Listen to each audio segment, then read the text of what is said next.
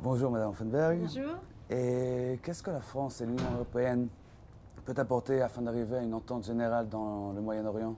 Vous savez, George Mitchell était à Paris il y a quelques jours et il a dit très clairement que pour mettre en route la paix au Moyen-Orient, personne ne pouvait faire le travail seul, pas même les États-Unis. Très clairement aujourd'hui, face aux difficultés auxquelles nous faisons face, les États-Unis, l'Europe ainsi que les pays arabes modérés, nous devons tous nous unir pour essayer de faire bouger les choses dans la région, à la fois au niveau politique et à la fois au niveau économique. Pendant très longtemps, les Israéliens n'ont regardé que du côté des États-Unis pour essayer de faire bouger les choses au niveau de la paix. Et même si la France et l'Europe reconnaissent le rôle primordial que joue l'administration américaine dans le processus de paix, je crois qu'aujourd'hui, l'Europe aussi doit pouvoir trouver sa place et aider Israéliens et Palestiniens à revenir à la table des négociations.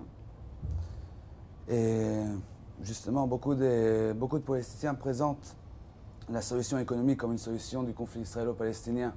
Mais n'est-ce pas en fait une déviation du problème réel qui est basé sur le territoire et la Rien culture? ne pourra jamais remplacer une solution politique. Il est très clair que nous devons appeler le règlement politique de nos voeux le plus vite possible.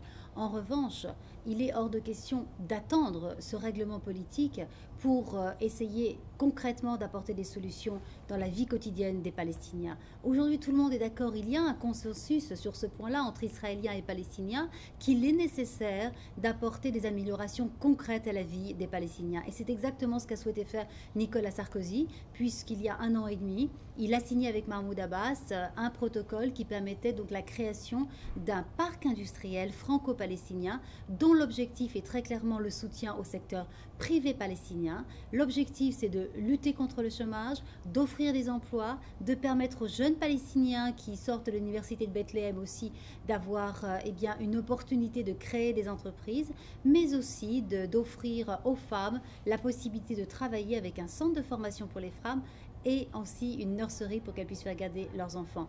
Nous considérons aujourd'hui qu'il est important que pour les populations israéliennes et palestiniennes, la paix ne soit pas exclusivement synonyme de sacrifice, mais aussi de bénéfice. Et nous nous employons à le faire en développant l'économie palestinienne.